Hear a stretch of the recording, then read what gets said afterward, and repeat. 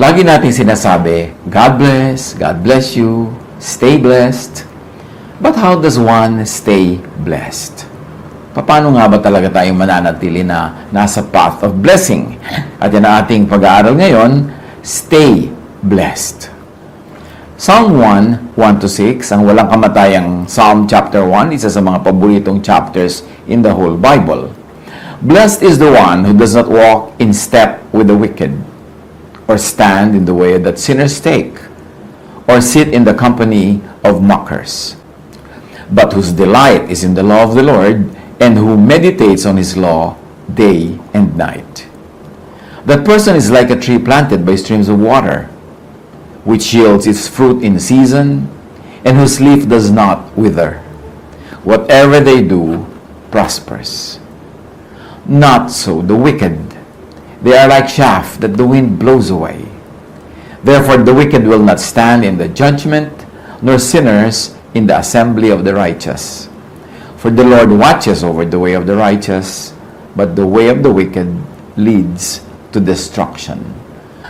Words pregnant with meaning, hitik na hitik, punong-puno ng mga karunungan, kaalaman, yan ang mga kagalingan pag nagbabasa ka ng mga sinaunang mga compositions, because it takes a lifetime para makaproduce ka ng mga latik ng karunungan. Napakaraming niyog na kailangang kudkurin, gatain at lutuin para makagawa ng konting latik. Ganyan din yung mga kasabihan ng matatanda, lalong-lalo itong wisdom books sa Bible. Isa-isahin natin at hanapan ng leksyon sa buhay natin itong Psalm chapter 1, bukod dun sa mga dati na nating nalaman at dating natanto. Psalm 1 verse 1. Blessed is the one who does not walk in step with the wicked, or stand in the way that sinners take, or sit in the company of mockers. So ang tinutukoy dito, the wicked, the so-called sinner, the mocker versus God, or God's moral law. Ang una siyempreng papasok sa ating isipan pagka merong wicked, sinner, or mocker, ang binibreak niya, God's moral law. Yung bang law of what is right or wrong. But remember, moral law is not always equated with religious law. Hindi lahat ng religious law correct. Hindi lahat ng religious law tama. Pero yung moral law ng Diyos, yung tama, tama. Yung mali, mali. So, differentiate moral law from religious law. Yung moral law, yun yung universal law of God of what is good and what is bad. Samantalang yung mga religions, all religions of the world, may mga sarili sila mga ginawang conventions of what is right and wrong. And most of those conventions are attuned to their values, to the needs of the times, even to their politics. So, ang gawin natin ngayong reading, that the wicked, the sinner, and the mocker is that who is against God's moral law and natural law. Ito isang extended reading and interpretation. Kasi magtataka yung iba, bakit po sumusunod naman ako sa God's moral law? I always do what is good, I prevent doing what is bad. Pero hindi pa rin yata ako blessed kasi may nawawala sa equation that God has two types of laws. One is the moral law, yung talagang covered by morality clauses of what is right and wrong. And then there is the natural law. Ibang-ibang province ito, ibang-ibang usapan. Kasi yung natural law, for instance, yung leon, kakainin niya yung usa, bad ba yun? Bad yun kung usa ka, pero kung leon ka, good yun, kasi yan ang talagang itinakdang pagkain nila. So, merong natural law, merong moral law. Merong mga taong, yes, good, na ibinibigay ko yung pagkain ko sa mga mahihirap, sa mga kapuspalad, pero pag hindi ko pinakain ng sarili ko, aandar din yung natural law na madedeprive ako, magiging undernourished ako, at pwedeng mauna pa ako mamatay kaysa doon sa mga taong maralita na pinapakain ko. So, dapat sinusunod mo yung moral law at yung natural law. That being settled, we can proceed. Napakahalaga na ating isipin na ang pagpapakilala ng Diyos yung sa kanyang moral law, which is encoded in religious scriptures. Kaya lang nga, many different religious scriptures also differ in what is right and what is wrong. So, meron pang isang magandang pagkakakilala sa Diyos, and that is through natural law. Dahil definitely, Kung ang mga religious laws ay pwedeng pakialaman ng tao, pwede nilang i-edit o pwede nilang i-slant sa kanilang mga biases, nobody can slant natural law. Talagang God ang may gawa niyan at walang pwedeng makialam. Therefore, it is a pure image of God. Romans 1:20, for since the creation of the world, God's invisible qualities, His eternal power and divine nature had been clearly seen, being understood from what has been made, so that people are without excuse. So, sinasabi, lalong malinaw ang pagpapakilala ng Diyos sa kanyang puso, sa kanyang isip, sa kanyang pagiging Diyos, sa pamamagitan ng mga nilikha niya, natural creation. Therefore, God could be known through natural law. At kung i-apply natin ito sa Psalm chapter 1, verse 1, blessed is the one who does not break, blessed is the one who respects and obeys God's universal and moral law and natural law. Psalm 1:2, but whose delight is in the law of the Lord, and who meditates on His law day and night. Blessedness daw na ikatuwa mo, ipagdiwang mo, ipagbunyi mo ang law of the Lord. Yung moral law. Na kung yung tama sa Diyos, agree ka rin, tamang-tama sa'yo. Yung ayaw ng Diyos, ayaw mo rin, blessed ka. Kesa nakikipagtunggali ka na yung ayaw ng Diyos ang gusto mo, at yung gusto ng Diyos ayaw mo, paano ka mabe-bless nun? So yung moral law, mahalaga, agree ka dyan, pero dinagdagan nga natin yan ng isang angle ng natural law. Blessed ka kung nagde-delight ka rin, nagbubunyi, natutuwa at sumusunod sa natural law. Meaning, para ka umani, magtanim ka. Para ka matulog ng mahimbing, linisin mo ang iyong konsyensya. Para ka lumusog, kumain ka ng tama, magpahinga ka. Sinusunod mo rin ang natural law. Blessed ka nun. Kasi maraming tao, they struggle to really, and they strive very hard to obey God's moral law. At doon, pasado sila. Pero they fail sa pag-respect sa God's natural law. Kaya nagkakasakit pa rin sila, nalulugi pa rin sa negosyo, nasusunugan, kung ano na nangyayari, kasi meron pang natural law. Hindi mo pwedeng i-override yung natural law by just obeying the moral law. Kailangan sabay. Ang pag-override mo sa natural law, miracle yon.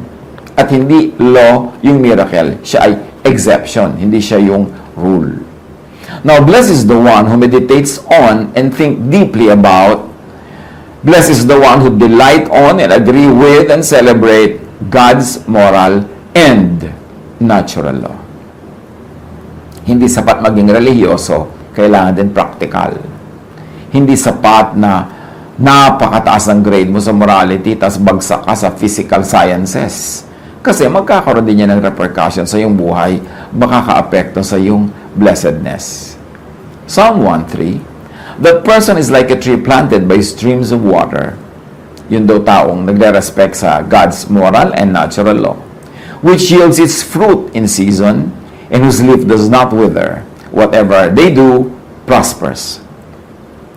Pagka sumusunod ka sa God's moral law of what is right and wrong, what is good and bad, ino-observe mo yan.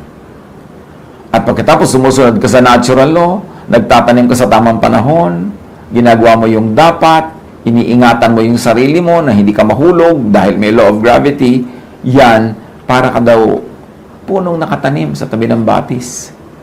Ano man ang mangyari, nakasawsawang yung ugat sa tubig, napapainom ang halaman, mamumunga, laging sariwa mga dahon, at ito ang blessedness. Huwag kang lalayo sa streams of water. Yung streams of water na yon, moral water and physical water. Yung natural water and spiritual water. Pareho mo dapat magkasabay na ino-observe ang mga bagay na yan para patuloy tayong maging blessed. People who understand, appreciate, obey, and enjoy obeying God's moral and natural laws become and remain prosperous. Psalm 1 verse 4, not so the wicked. They are like chaff that the wind blows away.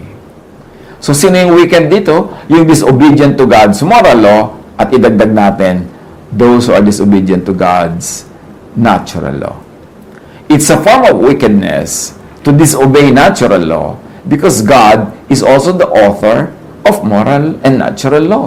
Pareho lang dapat yan iginagalang. So pagka na-wicked ka, para kang ipa, para kang balat ng palay na walang laman, magaan, nililipad-lipad ng hangin kahit saan na lang dalhin. Walang direksyon, walang bigat, walang timbang, walang halaga. The wicked have no roots or anchor or stability. The wicked have no directed growth to fruitfulness, and they have no sure path to prosperity. And remember, this is not only the wicked in moral terms, but also the wicked in terms of not obeying, not respecting natural law.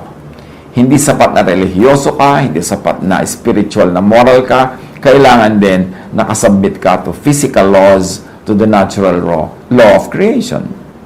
Psalm 1, 5-6. Therefore the wicked will not stand in the judgment, nor sinners in the assembly of the righteous. For the Lord watches over the way of the righteous, but the way of the wicked leads to destruction. Non-adherence, disobedience to God's moral and natural laws have automatic consequences. At yan ang dagdag na angle sa pag-aaral natin ngayon ng Psalm chapter 1, na hindi lang yung sa moral, kundi sa natural and physical din, sa pagsunod sa mga batas ng Diyos, nandun ang blessedness. Galatians 6:7, if you think you can fool God, you're only fooling yourselves. You will harvest what you plant. And apply this spiritually, apply this physically, practically. Kailangan, kung ano yung gusto mong anihin, yun ang itatanim. Ano gusto mong umani ng peace of mind? Anong itatanim mo sa iyong brain, sa iyong utak? Eh di peaceful thoughts. Kailangan naman magkaroon ka ng peaceful sleep. Ang itinanim mo dyan, puro bad news, lalo fake news, lalo yung mga hysterically bad news. Paano ka magkaka-peace? Gusto mo ng peace in the Lord. Nangako na nga siya na, I will never leave you, I will never forsake you, I will always take care of you. Tapos ang lagi mong iniisip, mga nakaka-torture na idea ng mga end times, na according to Matthew 24, tapos na nga. Pero gusto mo pang hindi pa tapos, gusto mo mangyayari pa lang, ninenervyos ka tuloy. So ang bunga ay gulo kasi ang tanim ay gulo. Both physical and spiritual pagtatanim ang pinag-uusapan natin. Yung ang gusto mo, ang ani mo, masagana ka, marami kang savings, kaya nung tanim mo, nagtanim ka ba ng pagsisikap, nagtanim ka ba ng sipag, nagtanim ka talaga ng diskarte, nagtanim ka ng pagtitipon, pag-iimpok, o ano tinanim mo? Kung itinanim mo kasi katamaran, itinanim mo paggastos sa walang habas, itinanim mo wala kang ginagawang paghahanda, siyempre ang aanihin mo yun din. O, anong itinatanim mo emotionally sa iyong puso? Pag-ibig sa kapwa. O di ang aanihin mo rin pag-ibig. Kung hindi ka man ibigin ng taong exactly na inibig mo, may ibang iibig sa iyo kasi ang itinanim, aanihin. Pero kung wala ka namang itinatanim, tapos aasahan mo, aani ka nun, paano mangyayari yon? That's why blessed is the man who walks not in the counsel of the wicked. At yung wickedness na yon, kahit spiritual, kahit scientific, merong scientific wickedness yung hindi mo nire-respect ang law of science, hindi ka kumakain ng tama, hindi ka natutulog ng husto, tapos gusto mo malusog ka. He cannot be blessed that way. You have to do it spiritually and physically, naturally and spiritually, sabay. For survival, growth, and fruitfulness, know God's universal moral law as taught by Jesus, and as taught by others, but filtered through Jesus and affirmed by Jesus. Ano bang tama? Anong mali? Siyempre, Jesus is Lord of Lords. By Him, everything should be measured. He is in the center of everything. He is the one who holds everything together. So, isipin mo, ano ang mali at tama? Yung sabi ni Jesus. Kasi siya ang Lord of Lords. Siya ang nabuhay na muli. Siya ang ating Savior. Pag may sinasabi ang ibang religious persons, pag may sinasabi ang ibang chapters, verses, na kontra sa sinasabi ni Jesus, dapat hindi ka malito kung kanino ka dapat sumunod.